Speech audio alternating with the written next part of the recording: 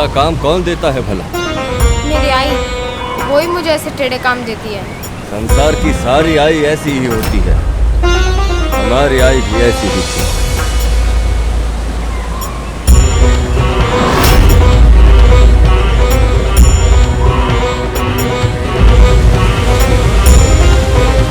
क्या?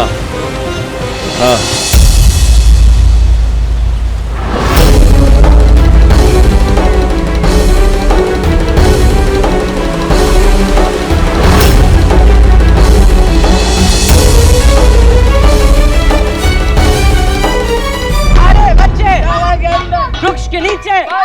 तशरीफ कोबली, पत्ता पत्ता, सारे बच्चे वृक्ष के नीचे।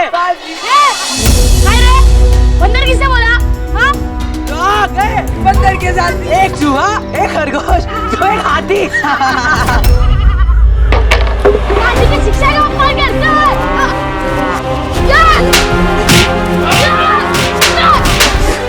क्या चल रहा है? क्या हो रहा है ये सब?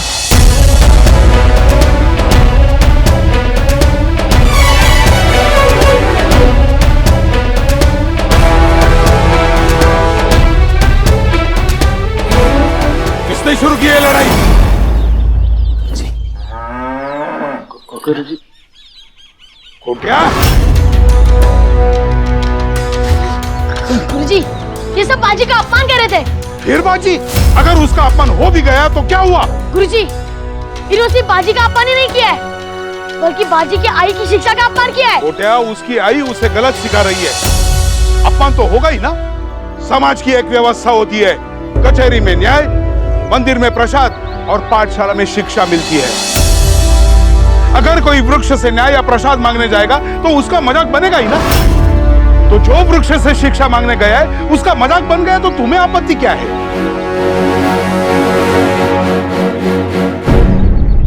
पर गुरुजी, राधा काकू कहती है न्याय और प्रसाद दिया जाता है और शिक्षा ली जाती है। जिसे शिक्षा लेनी होती है वो तो वृक्ष से भी ले सकते हैं ना।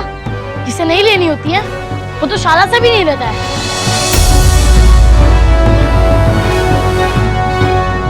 अरे गुरुजी, राधा काकू का मार्ग अलग है पर अद्भुत है। हाँ, अद्भुत है। और इसी मार्ग पर चलकर बाजी स्वराज लाएगा। वो मूर्ख उपद्रवी बाजार से एक सेर गेहूं नहीं ला सकता, वो स्वराज क्या लाएगा?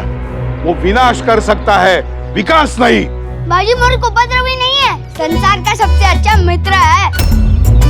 और अब राधा काकू बाजी को सबसे अच्छे मनुष्य के गुण भी सिखा रही है। रानी गुरुजी, कहना नहीं चाहिए, राधा काकू आपसे अच्छा सिखाती है। चुप कर। उसके पिता साधारण की कचहरी में है, वो उसको सैनिक ना सही कारकुन तो बना ही देंगे। लेकिन मूर्खों, तुम सोचो तुम्हारा क्या होगा। अभी बताता हूँ। हाथ आगे करो। गुरुजी, हाथ आगे कर। किधर बोला? दूसरा हाथ। नहीं काकू। हाथ आगे कर। गुरुजी लाग। हाथ आगे कर। हाथ आगे कर। हाथ आगे कर। गुरुजी। हाथ आगे कर। हाथ आगे कर।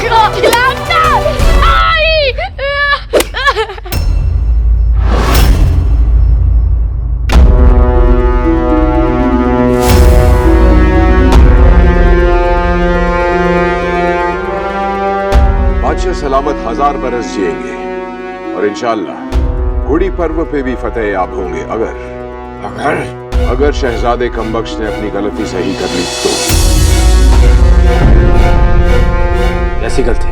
दुश्मन को कमजोर समझने की। अगर शहजादे की चाल की खबर इस गुलाम को लग सकती है तो दुश्मन को भी लग सकती है। सतारा मराठी सल्तनत का पाया तख्त है। गुड़ी पड़वा में वहां इतनी फौजें मौजूद होंगी कि परिंदा भी पर नहीं मार पाएगा।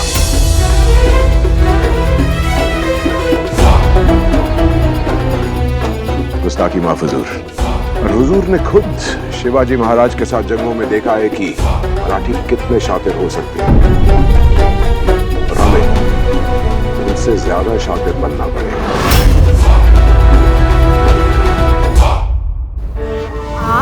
आप इतने पहचाने हुए क्यों लग रहे हैं? पहचाने हुए तो लगेंगे ही, क्योंकि हम और तुम दोनों एक ही मातृभूमि की संतान है। हमारी मिट्टी, मन, मन की पीड़ा, तीनी एक जाहिद बाजी, दोनों ही हठी, दोनों ही मराठी।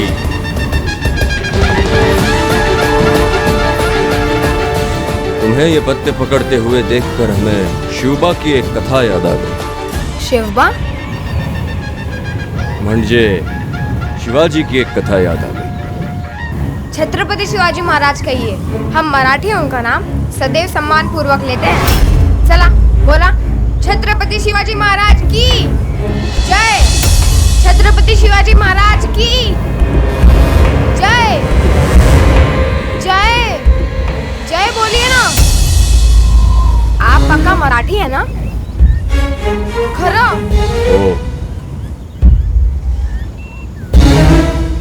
लगते भी हैं। तो फिर आप छत्रपति शिवाजी महाराज की जय क्यों नहीं बोल रहे हैं? कथा सुननी है तो चुपचाप सुनो। अभी तो चुप हो रहा हूँ, लेकिन कथा सुनाने के बाद आपको मेरे साथ छत्रपति शिवाजी महाराज की जय बोलनी होगी। अब तो सुनाइए। शिवबा की सेना छोटी थी, मगर उन्हें पता था छोटा पत्थर भी यदि तेजी से मारो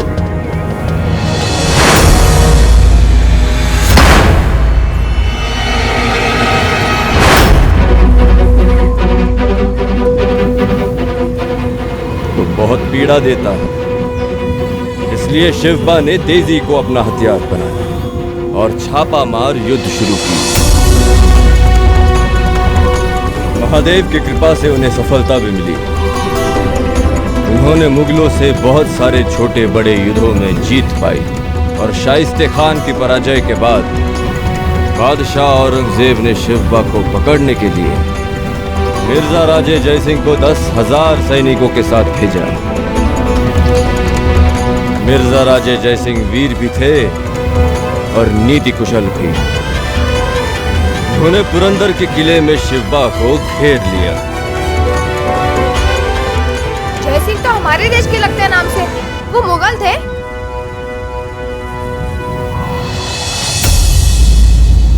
फिर भी उन्होंने औरंगजेब की सहायता की।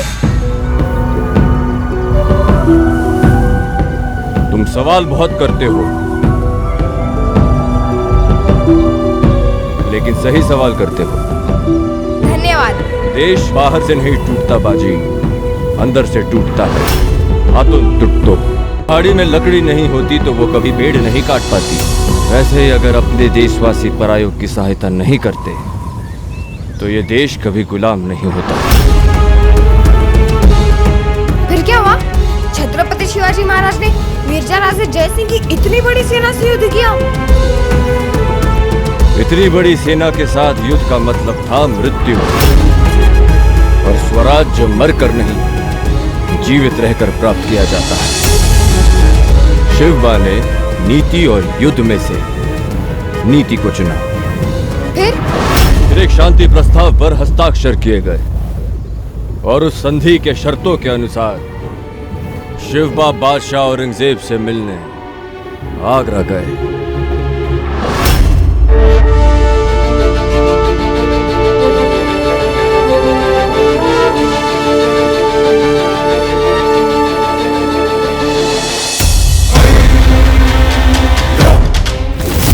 पर बादशाह औरंगजेब ने उनकी तरफ देखा तक नहीं।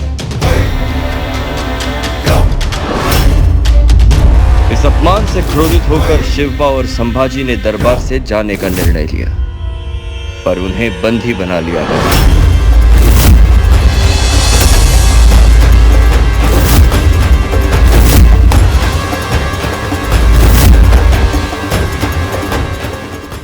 मीर कमरुद्दीन खान, अभी आप फरमा रहे थे कि शहजादा कमबख्श सही चाल को गलत ढंग से चल रहे थे, तो जरा आप बताएंगे कि चाल को चलने का सही तरीका क्या है? कमरुद्दीन, हमने कुछ पूछा आपसे, जवाब चाहिए हमें।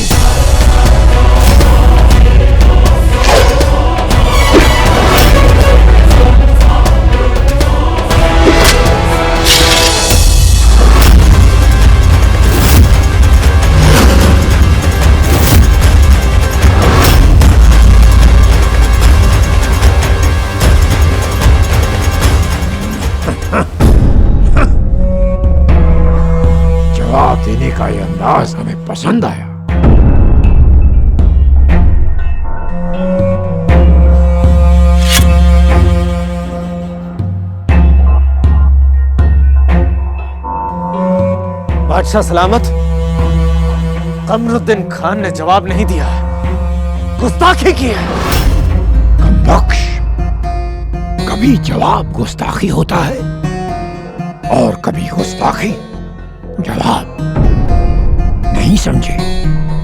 खान साहब भरे दरबार में आपकी गर्दन पर तलवार इसलिए रख पाए क्योंकि आपके सिपाहियों को लगा कि खतरा बाहर से आ रहा है।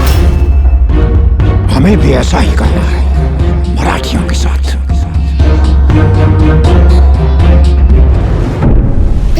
फिर क्या हुआ? क्या मुगलों ने उन्हें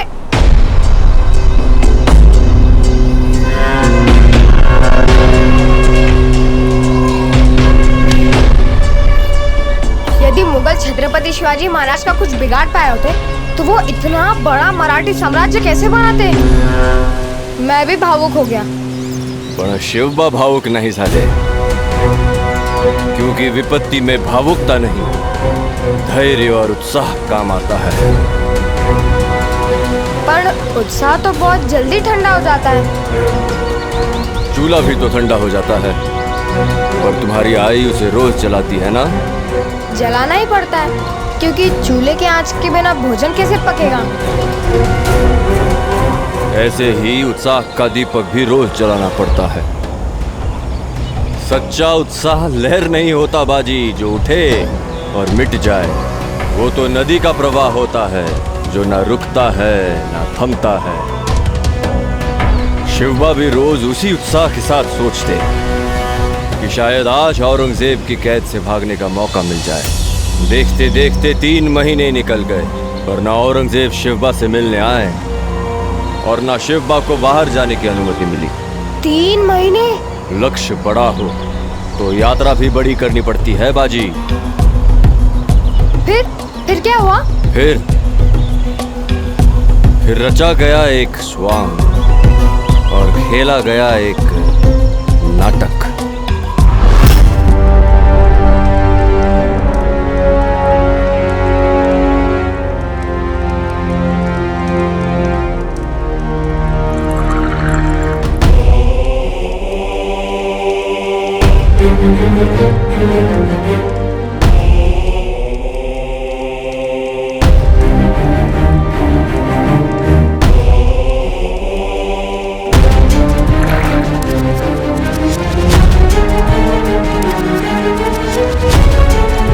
बीमारी का ये स्वांग 3 दिन तक चला। फिर शिवबा ने स्वस्थ होने का नाटक रच के बादशाह से निवेदन किया कि उसे मां भवानी के नाम पर अपने चिकित्सकों, ब्राह्मणों और फकीरों को फल और मिठाइयां बांटने की आज्ञा दी जाए। बड़ी मात्रा में मिठाइयां तैयार करके बांस की बड़ी बड़ी टोकरियों में बाहर भेजे जाने लगे। पहले 4 दिन तक तो पहरेदारों ने बड़ी चौकसी दिखाई। बाहर जाने वाले हर टोकरी की जांच पड़ताल की गई।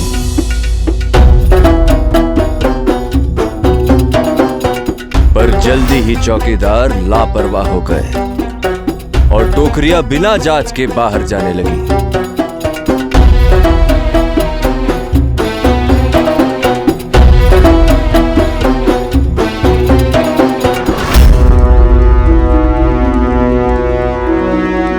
यही वो मौका था जिसकी शिवबा को तलाश थी।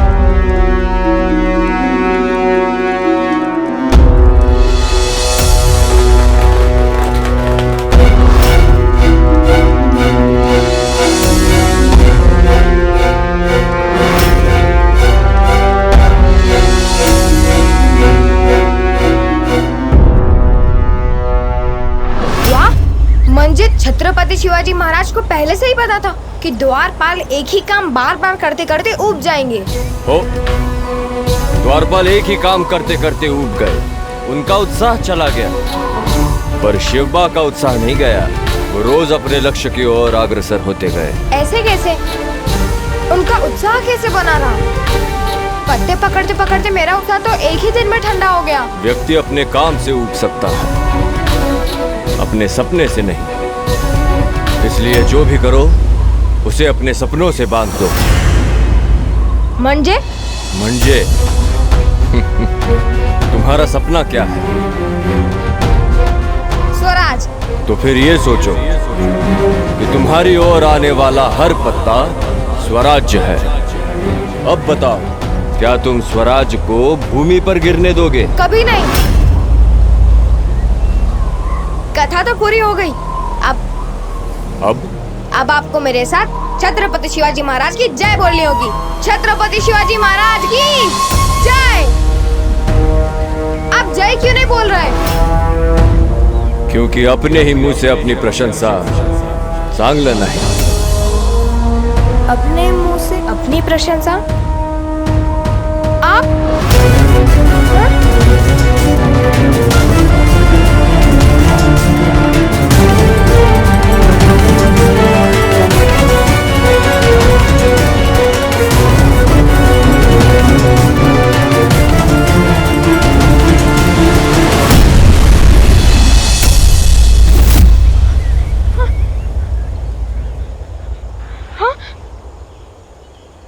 वो स्वयं छत्रपति शिवाजी महाराज थे। हर हर महादेव। छत्रपति शिवाजी महाराज मेरे सपने में आए और सपने में मुझे तीसरा गुण सिखा गए, उत्साह। जो भी काम करो पूरे उत्साह से करो। जाकर आई को बताता हूँ।